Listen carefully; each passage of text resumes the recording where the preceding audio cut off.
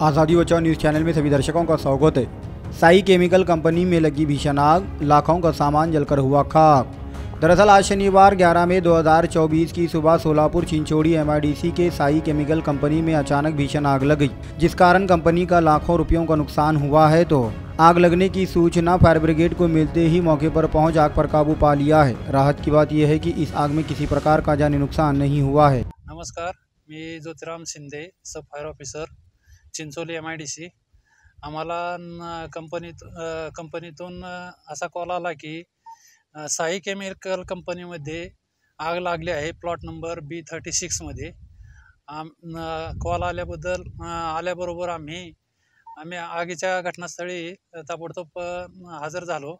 आगीचे मोठे रौद्ररूप दिसल्याबरोबर आम्ही अग्निशमन वाहनापासून दोन होजरीलच्या 2 लाईन टाकून आग विझवण्याचा प्रारंभ केला आणि पाण्याची कमतरता जाणवत असल्यामुळे आम्ही पाण्याचे 2 टँकर 12,000 लिटरचे 2 टँकर मागवले आणि सोलापूर महानगरपालिका यांचे अग्निशमन एक वाहन हे बी घटनास्थळी हजर झाले होते।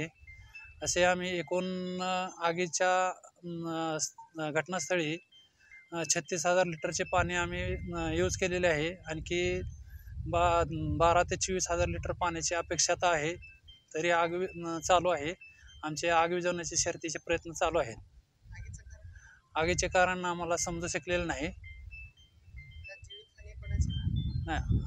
आगीच्या घटनास्थळी जीवितहानी काही झालेली नाही।